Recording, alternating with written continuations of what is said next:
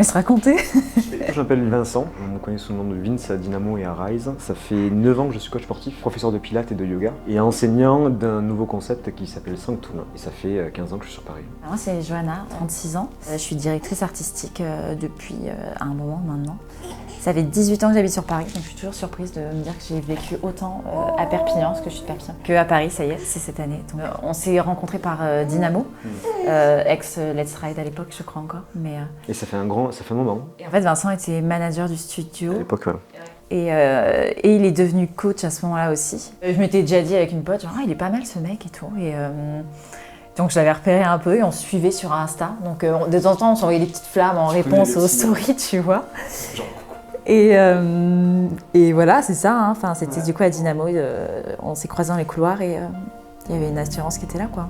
Le hasard a fait que je l'ai invitée à faire un cours. Et en fait, elle faisait déjà ce cours. Moi, je savais pas du tout. Donc en fait, on s'est mis dans la même salle. On s'est jamais parlé en fait. Enfin, aussi sur Insta, mais pas en vrai, de vrai, quoi. Et de là, après, la journée a découlé. On est allé faire une expo qu'on n'a jamais faite en fait au final. Ouais, on a marché dans Paris. On dit bon, on va faire une expo, on n'a jamais fait. On a marché et après, on s'est plus quitté. En fait, j'ai jamais eu ce truc de me dire que avoir un enfant, ça allait définir ma vie. Donc j'ai toujours pensé pendant longtemps que j'aurais pas forcément d'enfant. Et en fait, avec Vincent, je me suis dit assez vite, ok, avec ce mec-là, j'ai envie qu'on ait ce parcours-là. Ça a été une évidence en fait que ça soit vraiment elle et que je sois son futur mari et que ce soit ma future femme. Et en fait, tout a découlé du fait que c'était naturel. On a eu ce projet très tôt. Et on s'est avoué nos sentiments au bout de 3 jours. Enfin, on est tombé amoureux au bout de 3 jours. Mais vraiment, en fait, on s'est dit tout de suite, c'est quelque chose qu'on veut matérialiser au plus vite. Après, on savait que ça va être long parce que ça peut arriver demain comme ça peut arriver au bout de quelques années. Mais ce projet, ouais, on l'a eu assez tôt.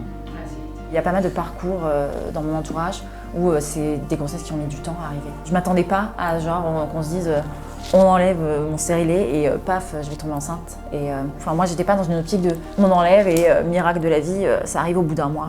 Et bien moi, à l'inverse, ça a été, j'ai pas tout de suite été éduqué au fait que ça peut prendre du temps. Parce que dans ma famille, c'était naturel que ça arrive vite. Et mes parents n'ont pas compris tout de suite en fait que ça prenne du temps. J'étais au début un peu surpris que ça prenne quelques mois. Et en fait, je me suis rendu compte très vite que c'était complètement normal. Et on a été 2 parcours différents en fait. Je pense 2 éducations différentes surtout sur ça. Et après, on a beaucoup communiqué, surtout sur le fait que ça peut prendre du temps. Donc voilà, et on avait vraiment envie, donc on s'est vraiment investi très tôt pour faire en sorte de changer notre quotidien, notre hygiène de vie. Même nous, d'en parler simplement, on dit parce qu'on devait partir en voyage de noces. Est-ce que voilà, c'était le voyage de noces? Moi j'ai eu plein de cas dans mes amis autour de moi où qui sont tombés enceintes dans le voyage de noces. Ça paraît cliché, mais en fait on se dit c'est là du coup, donc on s'est dit bon mais ça va être là et c'était pas là. Donc c'est vrai que quand on est parti en voyage de noces, je connaissais rien à mon cycle à ce moment-là, on va pas se mentir. Je me disais jour 14, jour vul, comme toutes les femmes. Et jour 14, on est au Mexique dans cette chambre incroyable et évidemment ça devait être là. On fait l'amour et je me dis genre putain, limite j'avais peur que ça arrive, tu vois. Je me disais genre en fait je sais pas, je suis pas sûre d'avoir envie de tomber enceinte tout de suite là à ce mois-là. Et du coup j'ai presque flippé et évidemment je ne suis pas tombée enceinte à ce moment-là, mais c'est vrai que... Et t'as senti justement dans le fait, tu vois, qu'on commence à faire le projet bébé, du coup que tu te sentes possiblement mère? Des tests classiques de fertilité, donc oui. Je crois qu'il y avait une écho et une prise de sang, et effectivement les résultats, l'écho...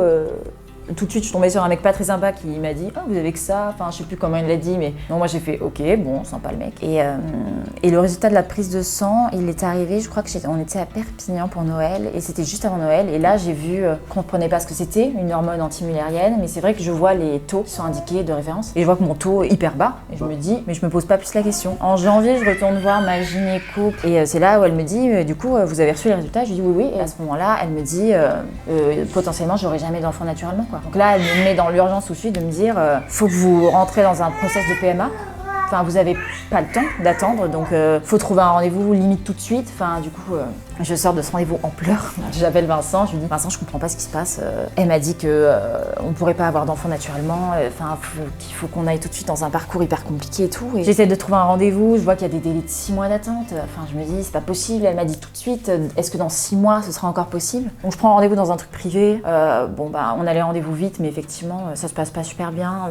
Je trouve pas assez écouté. Donc Donc ça se passe pas très bien. On fait quand même une tentative de stimulation en vue d'une FIV. Et en fait, au bout d'une semaine d'injection et de suivi, le médecin me dit ça prend pas. Il y a à peine un follicule qui se développe, donc ça vaut pas le coup de continuer, on va s'arrêter là. Et il nous dit voyez ce que vous voulez faire, mais en l'état, ça vaut pas le coup de relancer un deuxième process de FIV. Éventuellement, peut-être des inséminations, mais enfin, bon, en gros, c'était pas la folie, quoi. On ressort de ce rendez-vous, bon, on se dit un peu, on attend, on fait rien. Un mois se passe, et en fait, le mois d'après, je sais pas pourquoi, enfin, j'ai même pas calculé, enfin, que j'avais un retard de règles, enfin, je sais même pas. Et c'est Vincent qui me dit... En fait, tu le sentais que tu avais un retard dans les règles, mais tu pensais pas que c'était dû à une grossesse, en fait, spontanée.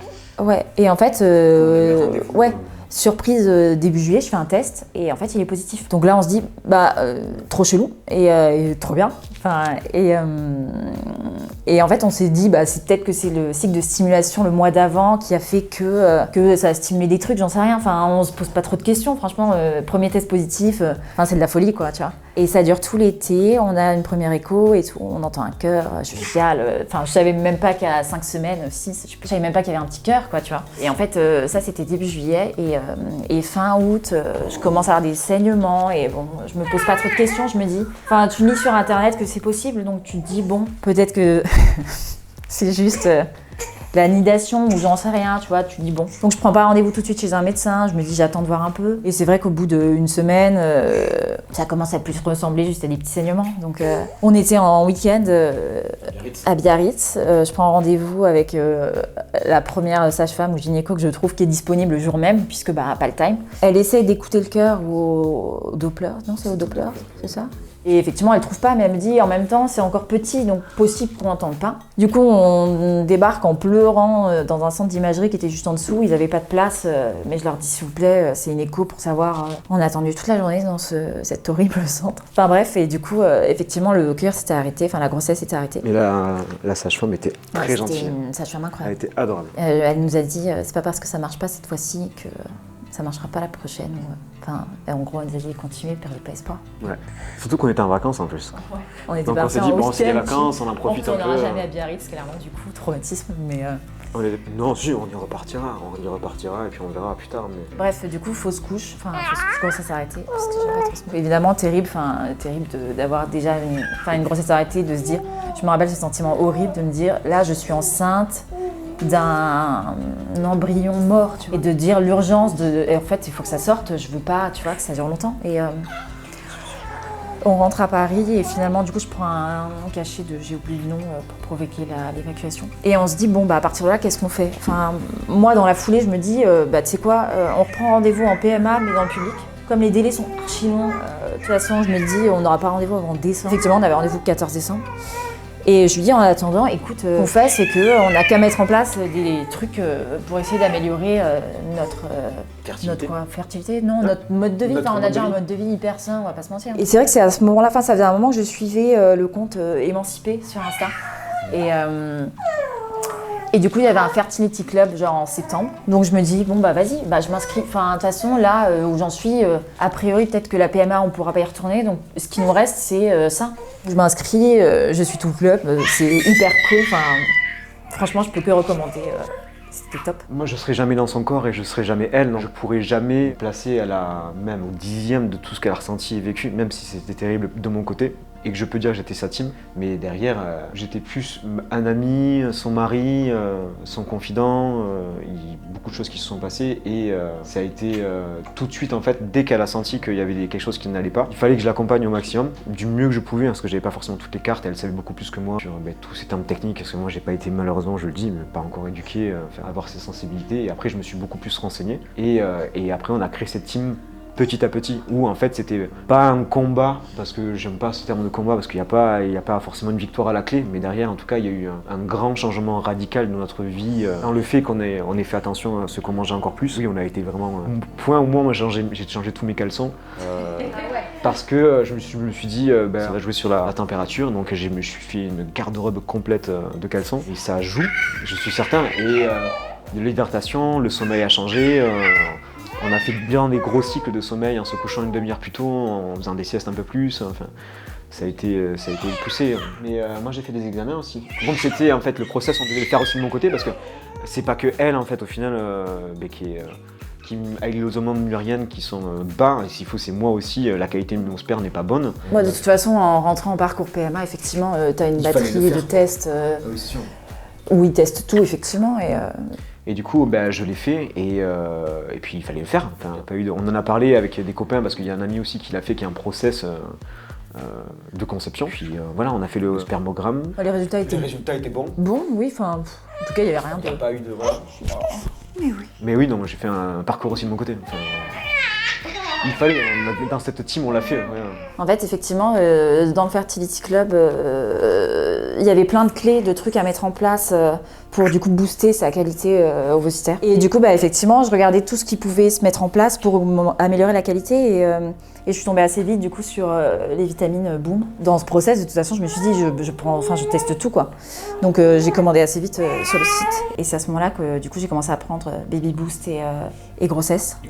En complément de 1000 trucs, genre de sorcières, des tisanes de framboisier, des oméga 3, des trucs et tout. Je prenais de l'ashwagandha, des infusions d'ashwagandha, ça je me souviens très bien, dans l'Arboristerie de demander de l'ashwagandha. Tu prenais de l'oméga 3 aussi, on prenait ensemble. Je prenais après des capsules d'huître aussi, de poudre d'huître. Du cuivre. Et après, je pense que je prenais beaucoup d'eau, énormément d'eau, j'hydratais énormément aussi. Il a arrêté les bains aussi, il faut dire. J'ai arrêté les bains. Oui, effectivement, on a changé nos petits-déj, on a arrêté les petits-déj sucrés, on s'est mis à prendre des œufs, des trucs comme ça. Enfin, on s'était dit qu'on essayait, qu'on voyait. On avait quand même cette date butoir de rendez-vous PMA qui était, je crois, 14 décembre.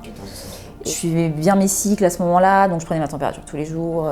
Et du coup, on essayait dans la bonne fenêtre et tout, et sans forcément se dire que ça allait fonctionner. Enfin, on ne se mettait pas de pression, il n'y a vraiment pas du tout de... Enfin, il n'y a pas de pression. Il y a forcément une attente. Ouais, évidemment. Enfin, à chaque règle qui arrive, tu te dis genre, c'est pas ce mois-ci. Mais derrière, après, on s'était mis surtout d'accord sur le fait qu'on ne force pas. Et je pense que c'est... on parlait de team tout à l'heure, je pense que là, vraiment, la team a été créée au début de ce process. On s'est mis à prendre des compléments, du coup, boum. Et on s'est dit aussi, on va faire vraiment attention à viser les fenêtres. Mais sans forcément se mettre une pression de si jamais on n'a pas derrière de résultats, c'est pas grave. On continue, on verra sur les prochaines. Et puis si ça ne marche pas, ça ne marchera pas. Quoi qu'il arrive, on reste unis, on essaye et puis on verra. Ouais, et puis on avait cette date de PMA dessus. Et du coup, très marrant. Enfin, moi, en ce moment-là, je voyais une acupuncture aussi, acupunctrice. Et on avait repéré que mes phases post-ovulatoires étaient trop courtes. Donc potentiellement, s'il y avait un ovule fécondé, il n'avait pas forcément le temps de se caler. Du coup, pour ce cycle-là, je commence à prendre du Gatilier et tout. Et je savais que du coup, ça durait 10-11 jours avant mes règles. Et ce cycle-là, 11 jours passent, et puis 12 jours, et 13 jours. Et là, déjà, je commence à me dire, ok, c'est bizarre. Je me dis, soit vraiment, j'ai réussi un truc de ouf, et ma phase a rallongé, et c'est super. Et jour 14, on se dit, c'est peut-être pas juste la phase qui rallonge, quoi. Et on avait le rendez-vous le lendemain, donc Vincent me dit, achète un test. Et évidemment, c'était à J14, enfin, post-ovulation, donc j'ai pris un test précoce pour être sûre, tu vois.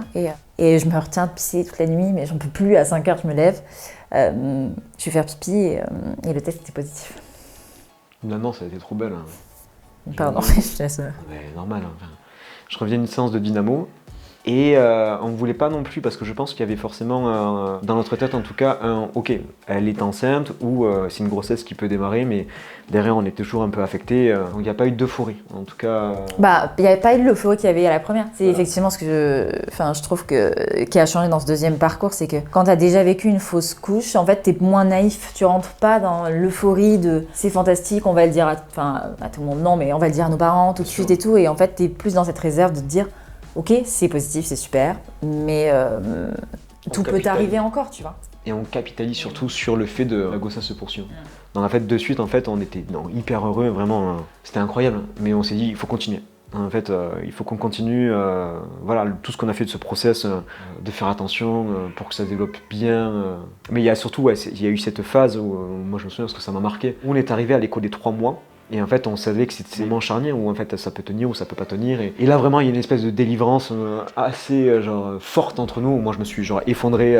Je me souviens où je me suis dit, ok, il y a peut-être un truc qui est en train de se faire sur cette grossesse-là. Et c'est magnifique en fait de le voir. Mais c'est sûr qu'on n'a pas crié victoire tout de suite parce que c'est un process qu'elle mène, elle de son côté, moi en soutien. Puis derrière, après, c'est sûr qu'il faut être patient, hyper tolérant. Il faut continuer. Mais on fera, si il y a le ou la deuxième, le projet qu'on est en train de mettre en place, ça sera, je pense, le même process qu'on ait fait fait, on va pas forcément le bouger. Peut-être qu'on l'améliorera, on fera les choses différemment, mais on va pas se précipiter en tout cas. Non, et la grossesse s'est déroulée au top. Enfin, effectivement, jusqu'à la date butoir un peu où il y avait eu cette fausse couche, j'étais prudente. Et une fois que la date est passée, on avait fait écho de datation, puis notre écho, on partait en vacances au Japon à ce moment-là. Donc pour être sûr, avant de partir, tout allait bien. Et en rentrant, écho du premier mois, du premier trimestre. Et là, tout était ok. Donc on était super contents. Et deuxième trimestre, un peu difficile. On m'avait dit que c'était le meilleur et tout. Et en fait, j'ai fait une grosse anémie. Donc du coup, je descendais la rue pour aller au travail et je tombais dans les vapes, en fait, dans la rue. Donc je suis tombée dans les vapes tous les jours, quasiment pendant 3 semaines, le temps que mes taux de fer remontent. C'est à ce moment-là, d'ailleurs, que j'ai reçu le complément en fer de chez Bon. Donc du coup, il est vraiment tombé à point nommé. Ça a été game changer. Ça a été game changer. Par contre, effectivement, c'est long, quoi. Donc en fait, pendant 3 semaines, un mois, tu sais que tu vas encore tomber dans les vapes. Ouais. Mais c'est vrai qu'une fois que ça s'est passé, ça s'est vraiment déroulé hyper bien. Donc une hyper bonne expérience de la grossesse. On a toujours été très unis, tous les deux. On a toujours énormément communiqué. Il y a des moments où, involontairement, moi, comme je garde la petite, donc du coup, je la garde le matin, je la garde l'après-midi, où derrière, j'ai pas envie non plus d'accaparer son attention. Et du coup, j'ai vraiment envie que Johanna puisse, comme elle travaille après, profiter de l'instant de la petite. Donc on essaie de vraiment bien se relayer pour qu'elle puisse récupérer, puisque moi je puisse récupérer aussi, mais qu'elle puisse en profiter, que je puisse en profiter aussi. Et la vie de parent, ça se passe bien. Ça s'apprend, quoi. Ça s'apprend. Il y a pas ça, on peut pas, je me souviens de cette phrase, mon père qui me dit oui, mais tu peux avoir un enfant et tu verras, c'est naturel. Et je me dis, mais comment tu veux que ça soit naturel? Genre on n'apprend pas en fait à être papa, maman. Oui, je me rappelle les premiers instants à la maternité, la terreur de tenir le bébé qui tient pas sa tête et de changer sa couche et tout est nouveau et dès qu'elle fait un petit bruit dans son berceau, t'es genre qu'est-ce que c'est? Après, je pense que ça joue le fait, on en parlait de la fausse couche et le fait aussi de notre process qui était, on a été minutieux, on a pris du temps, on a mis toutes les cartes, on a essayé en tout cas de mettre toutes les cartes de notre côté et ça se ressent sur le fait qu'on essaie de mettre toutes nos cartes de notre côté pour que la petite puisse très vite en fait avoir les clés de l'autonomie, avoir les clés de la compréhension, avoir les clés de l'expression, de la mobilité et on essaie de faire attention. Voilà. On veut vraiment avoir cette éducation, je pense, positive sur elle et très tôt être transparent avec elle quand ça sera le moment. On ne veut pas précipiter les choses mais pour lui expliquer que voilà, notre process c'est pas tout rose, on ne dit pas qu'on a de la chance non plus, mais qu'on prend soin et qu'on continue à prendre soin et qu'il faut qu'elle prenne soin d'elle aussi. Et qu'il y a des possibilités qui existent, on en parlait, mais plus tard, pour faire congeler ses ovocytes, pour derrière augmenter, booster sa fertilité. Voilà. On veut vraiment lui donner au maximum d'outils pour qu'elle puisse après être épanouie en tout cas. En tout cas, plus alerte sur tous ces sujets de cycle et de fertilité, quoi. Et on arrive à dormir, on arrive à se reposer. Ça se voit d'ailleurs. Ça se voit. Ouais.